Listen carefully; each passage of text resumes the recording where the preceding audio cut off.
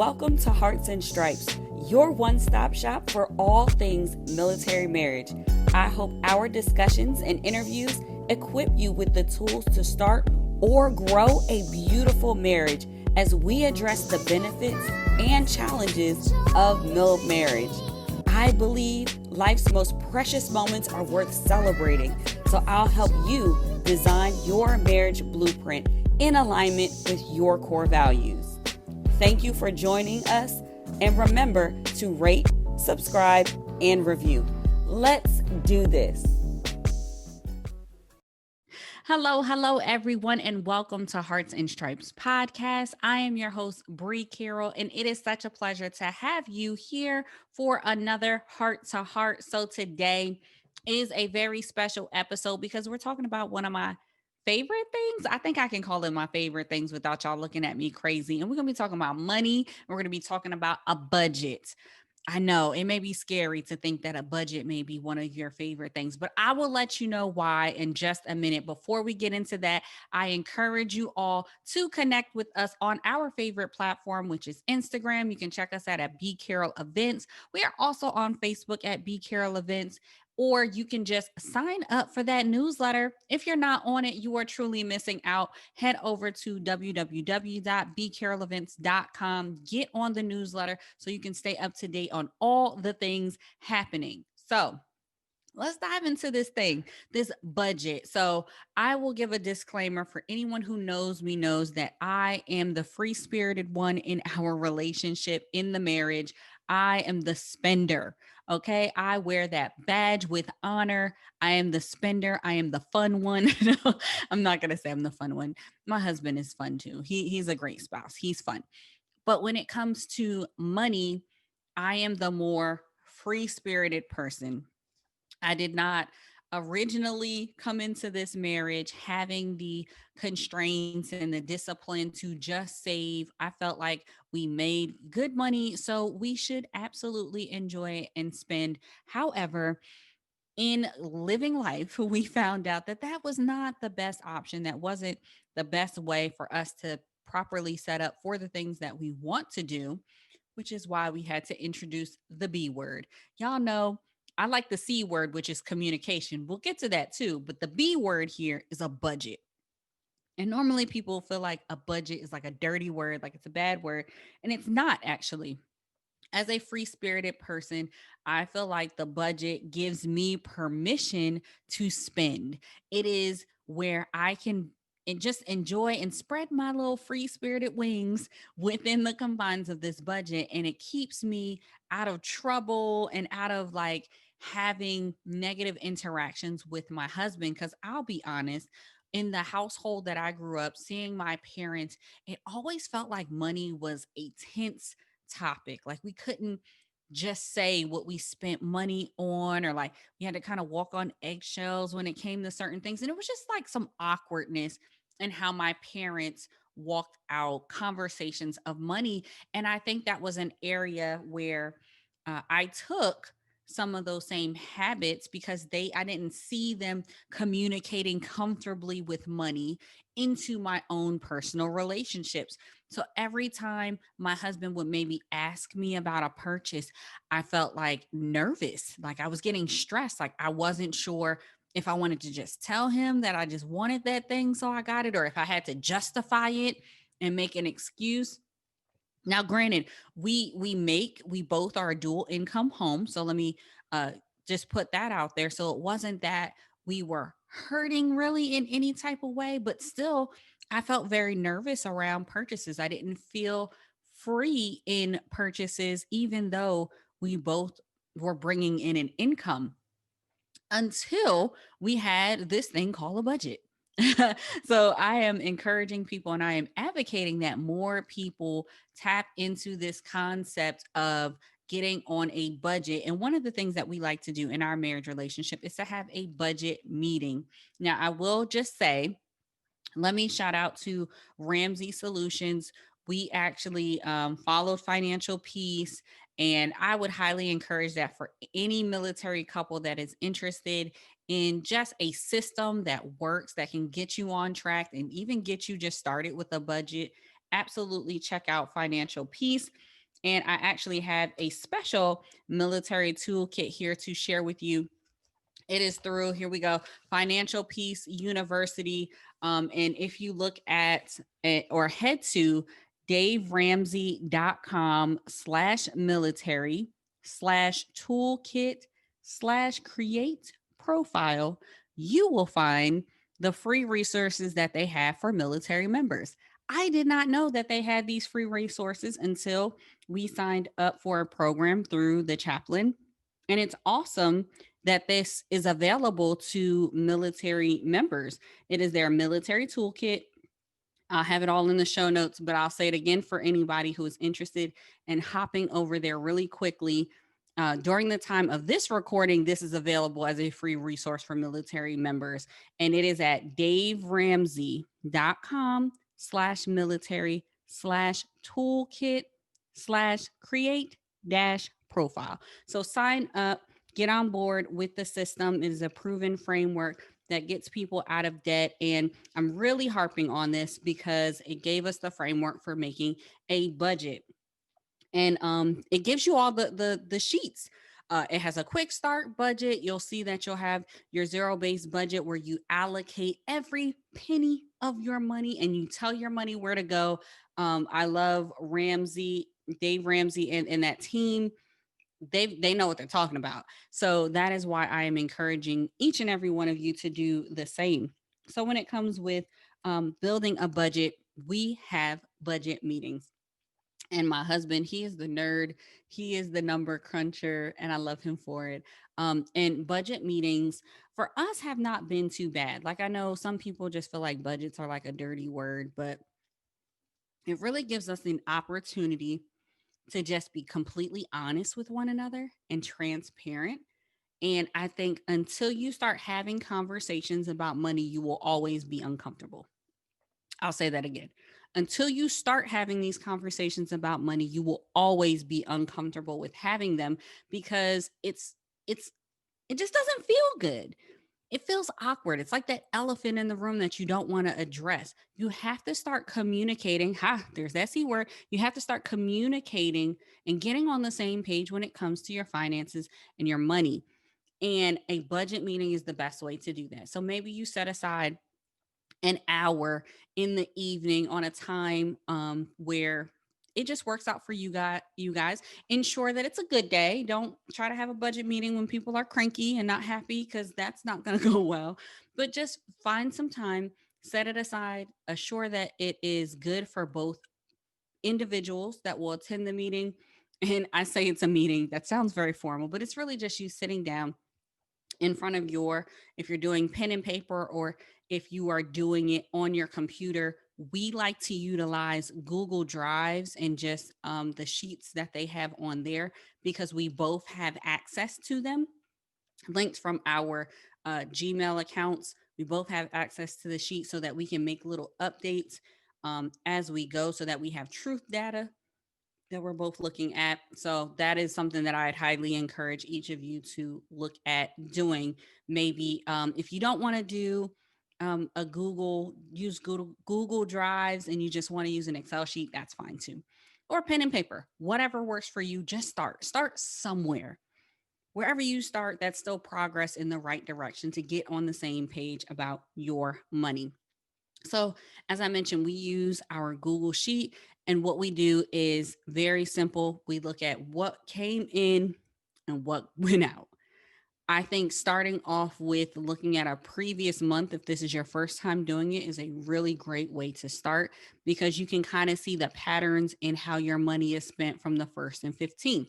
You can also identify if you are using a previous check to pay off expenses or a future check to pay off expenses.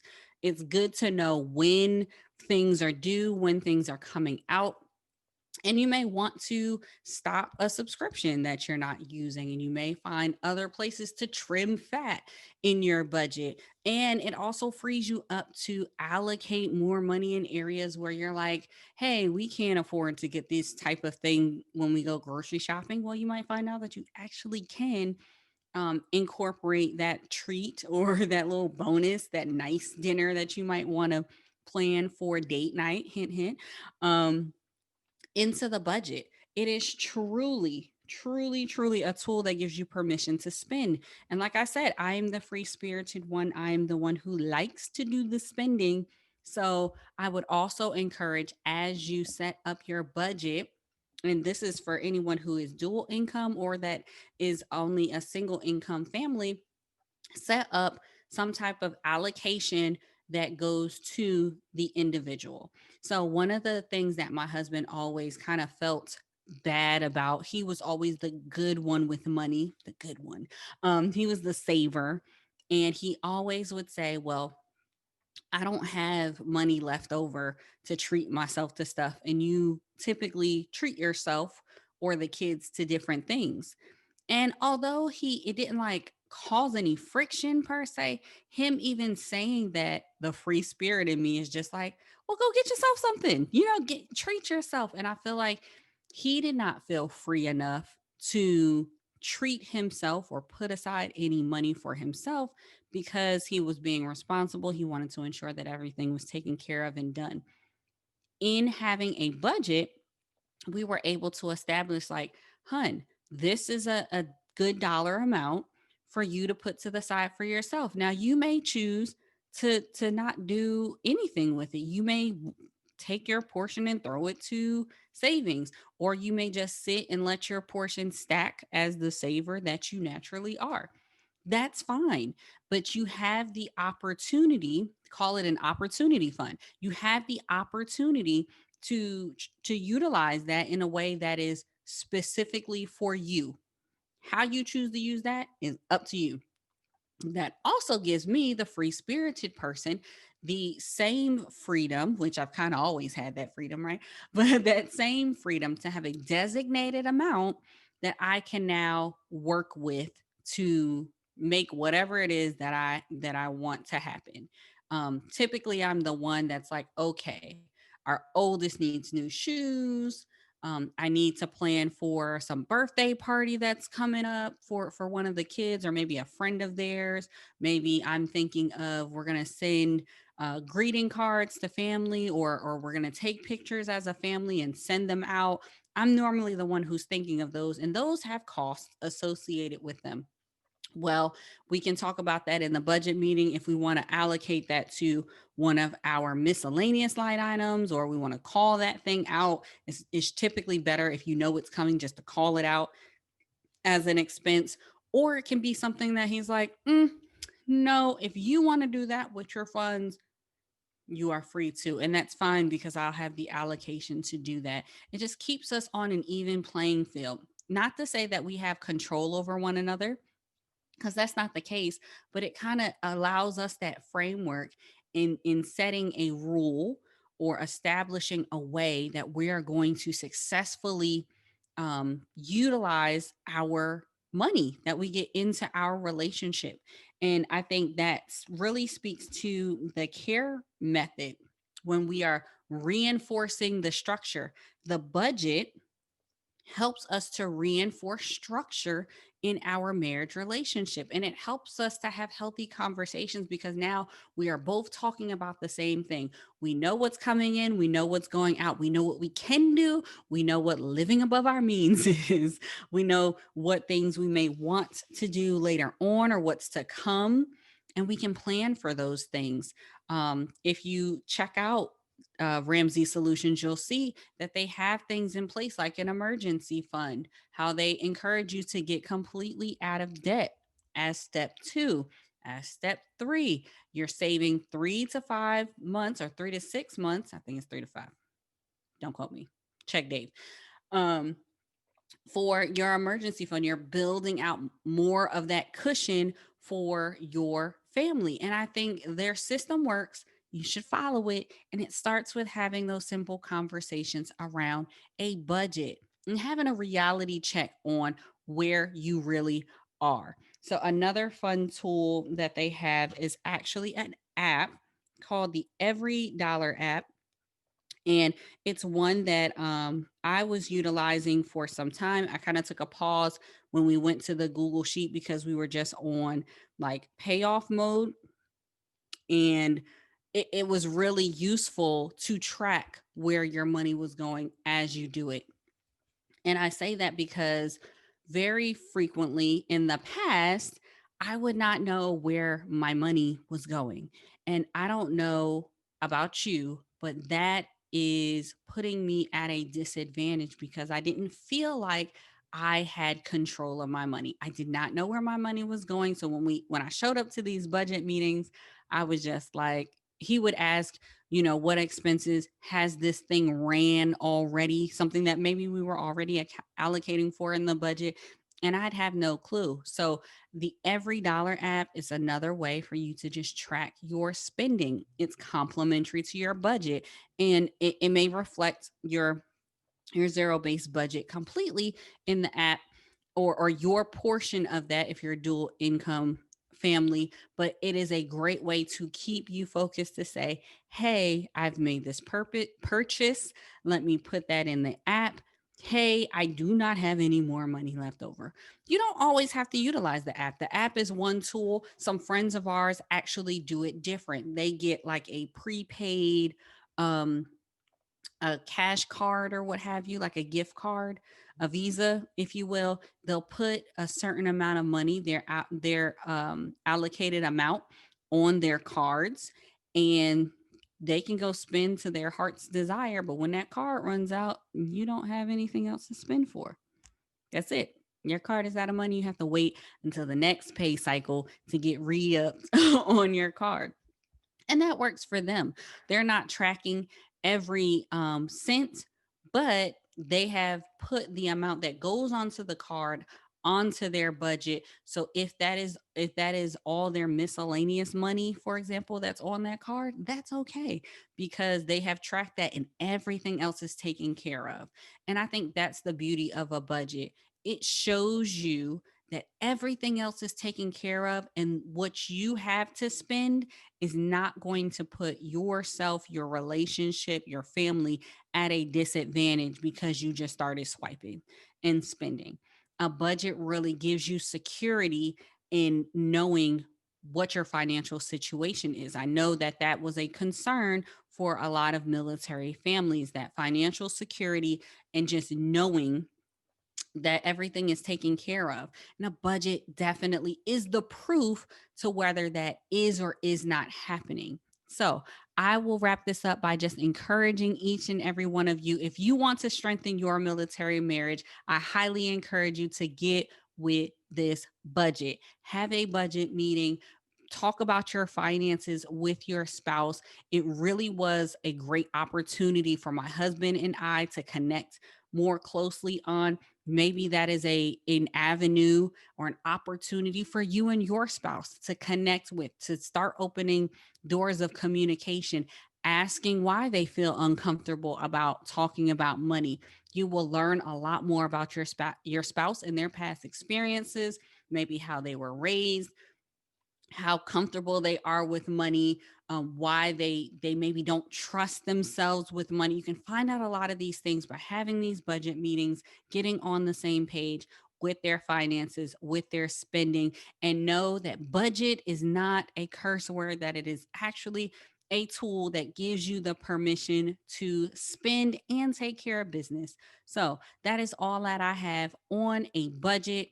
I encourage each and every one of you, if you enjoyed this episode, reach out to me on Instagram at bcarrollevents. Let me know. I want to hear how you guys are setting yourself up for success with a budget. Make sure when you are posting and sharing about this episode that you give a hashtag Mill Marriage Strong.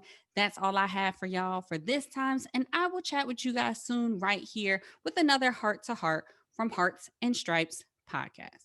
All right. And before I let you go and wrap up this episode, we have to talk about our favorite segment, Heart Tracks. So we are talking all about a budget. So the Heart Track for today just has to be Johnny Kemp just got paid. And the reason why I picked this for our Heart Track is because it really does feel good to have a budget.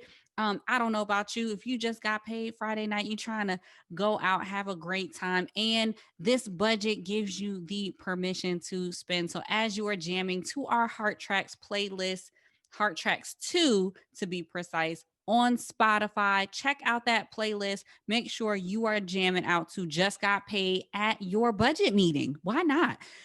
Check out Heart Tracks 2 on Spotify and make sure that you are jamming to Just Got Paid by Johnny Kemp. Thank you for tuning in. Remember to rate, subscribe, and review. This is Hearts and Stripes. We are the few, the proud, that aim high and are forged by love. Always ready, always there. We are Mill Marriage Strong.